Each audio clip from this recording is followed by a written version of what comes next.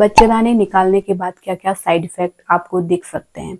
देखिए, कुछ ऐसे साइड इफ़ेक्ट होते हैं जो कि आपको परमानेंट दिख सकते हैं और कुछ ऐसे साइड इफ़ेक्ट होते हैं जो कि आपको लंबे समय बाद दिखेंगे और वो टेम्परेरी यानी कि कुछ समय तक रह सकते हैं। अब बच्चेदानी निकालने के कई ऐसे कारण होते हैं जिससे कि आपको बच्चेदानी निकालनी पड़ सकती है ना?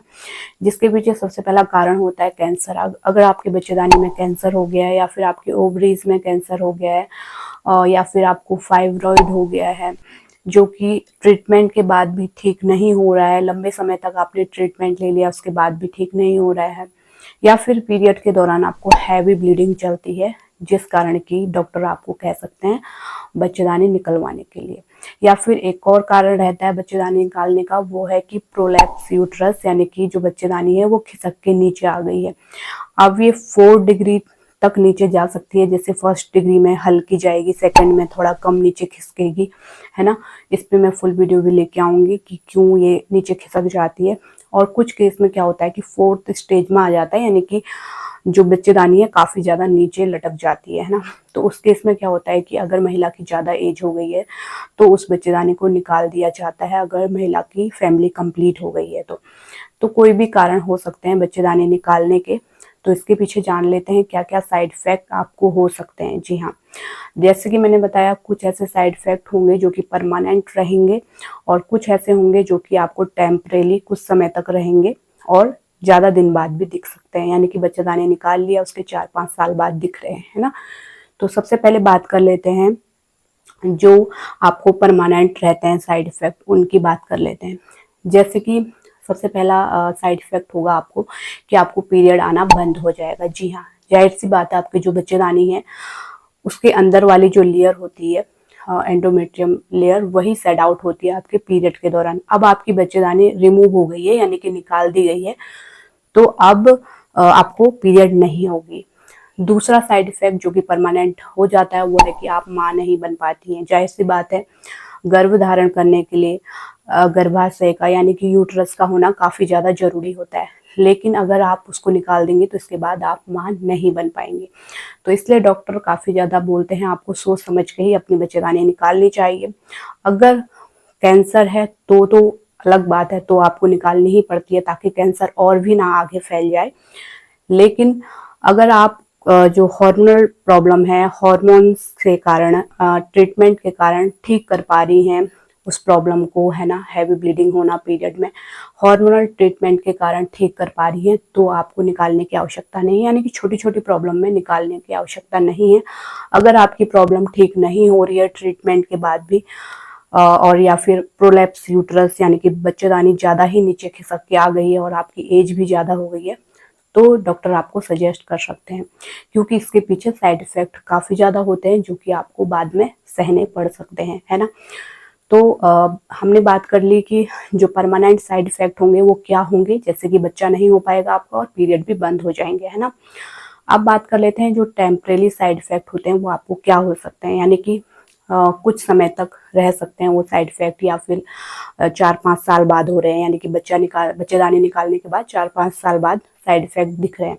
वो क्या हो सकते हैं, जैसे कि आपकी जो वेजाइना है उसमें ड्राइनेस हो सकती है ना, जिससे कि आपको रिलेशन बनाते समय पेन हो सकता है, क्योंकि हार्मोन्स हमारे अब डिस्टर्ब हो गए हैं ना, तो जिससे कि वेजाइना में ड्राइनेस हो सकती है और ड्राइनेस के कारण ही इन्फेक्शन हो सकता है, क्योंकि वेजाइना में अगर ड्राइनेस नहीं रहेगी, वेजाइना लुब्रिकेट रहेगी, तो इससे इन्फेक्शन के चांसेस काफ़ी ज़्यादा घट जाते हैं। तो अगर आपकी वेजाइना ड्राइनेस है तो इससे पेन भी होगा और दूसरा आपको ब्लीडिंग की समस्या भी हो सकती है और इन्फेक्शन जल्दी जल्दी डेवलप हो सकता है।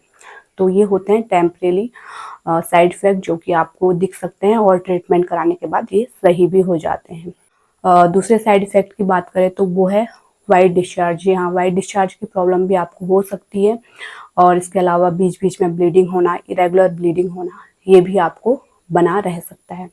तो ये टेम्परेरी जो साइड इफ़ेक्ट होते हैं वो होते हैं, है ना। इसके अलावा जो एनेस्थीसिया अगर आपको दिया है ना, बच्चेदानी निकालने समय एनेस्थीसिया आपको देते हैं, शून्य करने का इंजेक्शन आपके बैक साइड में दिया जाता है, उसके कारण भी उसके साइड इफ़ेक्ट आपको दिख सकते हैं, जैसे बैक में पेन होना, ये लक्षण आपको बाद में साइड इफेक्ट दिख सकते हैं, है ना। तो ये भी टेम्परेरी लक्षण बाद में देखा गया है कुछ महिलाओं को। इसके अलावा अगले साइड इफेक्ट की बात करें तो वो है कि आपकी वेजाइनल एरिया में इचिंग भी आपको हो सकती है। और इसके अलावा अगर आपको ओवरी भी निकाल दी गई है, यानी कि कई बार ऐसा होता है कि केवल गर्भाशय यानी कि बच्चेदानी ही निकाला जाता है, कई ऐसे केस होते हैं जिसमें ओवरी भी निकालनी पड़ती है ना।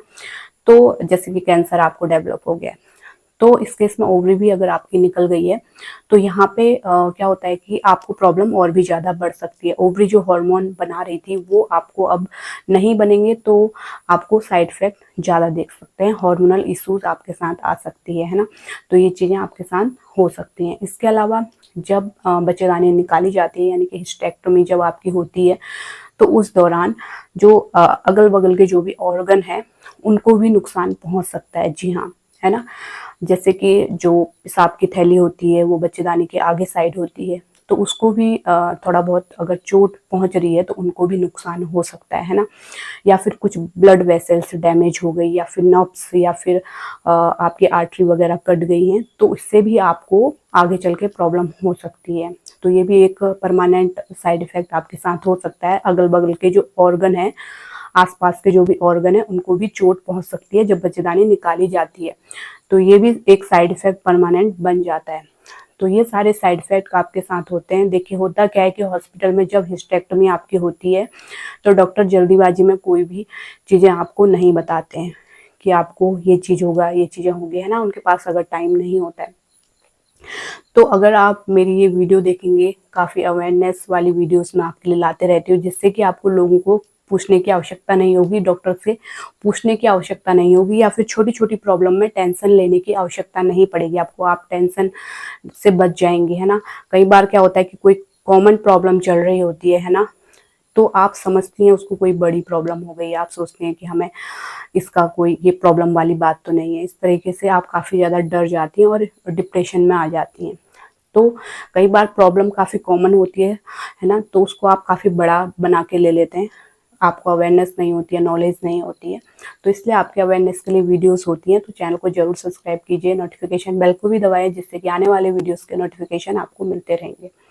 कोई भी सवाल है इस टॉपिक से रिलेटेड, या फिर अदर कोई भी सवाल है आपका, तो नीचे कमेंट में लिख सकते हैं।